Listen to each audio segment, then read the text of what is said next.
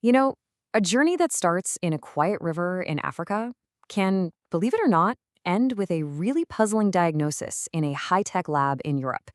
So today, we're going to uncover the hidden traveler right at the center of this mystery, a parasitic flatworm called Schistosoma guineensis. It sounds like something out of a medical thriller, doesn't it? But this is actually happening.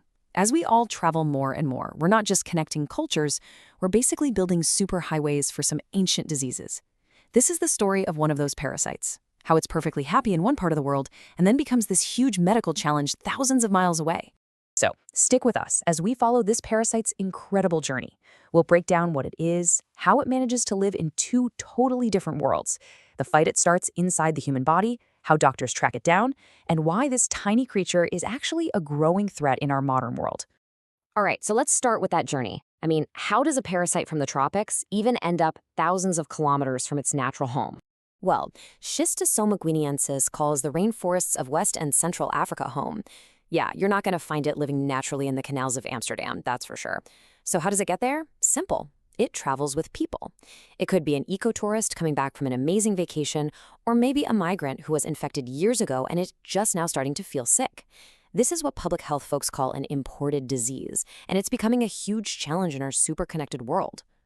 Okay, so to really get what we're up against, we need to meet the culprit. What exactly is Schistosoma guineensis? At its most basic level, it's an endoparasite. That prefix endo just means within. This creature is literally built to live its entire adult life inside the blood vessels of its host, depending on them for absolutely everything. Now, this is a really important distinction. When you hear the word parasite, you probably think of something like malaria, right? A tiny single-celled organism.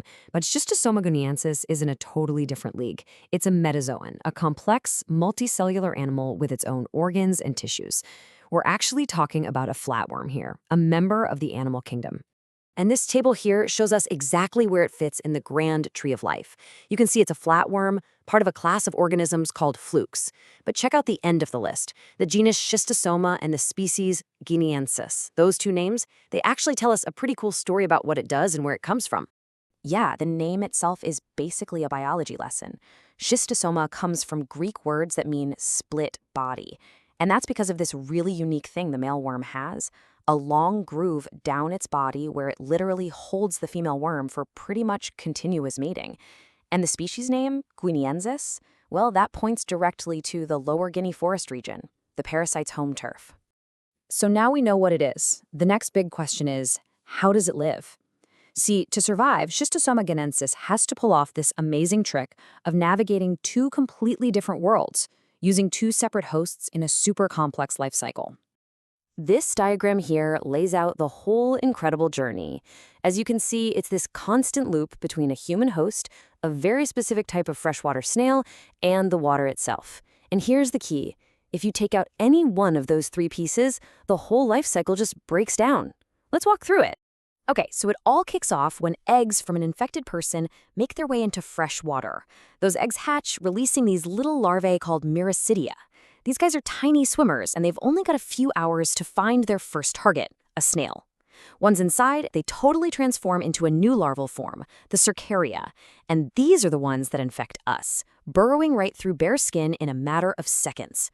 And here it is, the crucial partner in crime. This isn't just any old snail either. Schistosoma guineensis absolutely depends on freshwater snails from this specific genus, Bullienis. This codependent relationship is the exact reason the parasite is stuck in certain parts of the world. No snail, no parasite. Simple as that. So once it's inside a human, the parasite kicks off the next phase of its life. But the real disease, the damage it causes, well, it's not from what you might think. The infection basically plays out in 3 acts. Act 1 is a simple rash right where the parasite got in, often called swimmer's itch. Then, a few weeks later, as the worms grow up, Act 2 begins, an acute phase with flu-like symptoms. But the real danger, that's in Act 3, the chronic phase. This is where the serious damage is done, as the body starts attacking the parasite's eggs, causing major long-term harm to organs like the liver and intestines. So, here's the absolute key point. It's not the adult worms causing most of the sickness. The worms can live for years, kind of hiding out from our immune system. The real problem is the hundreds of eggs they produce every single day. A lot of those get trapped in the body's tissues, and it's our own powerful immune system trying to destroy those eggs that causes all the inflammation and scarring. It's friendly fire, basically.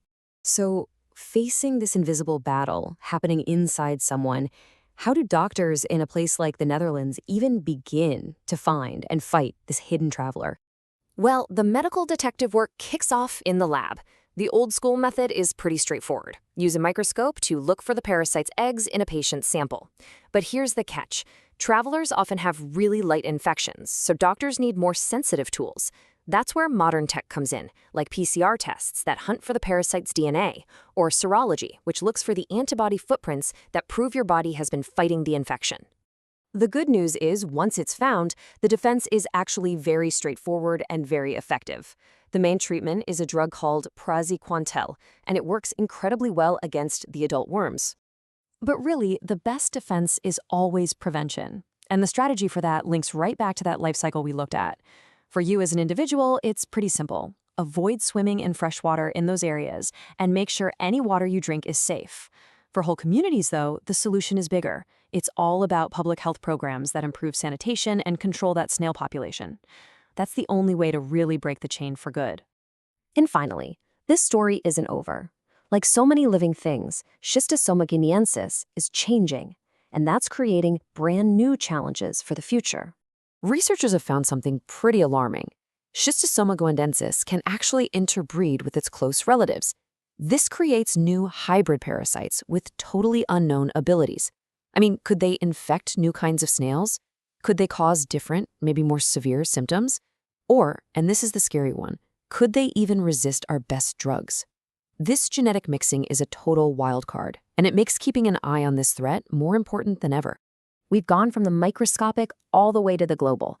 And just so you know, this entire explainer was researched using a Gemini deep search. For anyone who wants to dive even deeper into the science, we've put all of our sources into a Notebook LM document for you. You can find the link for that right in the description below.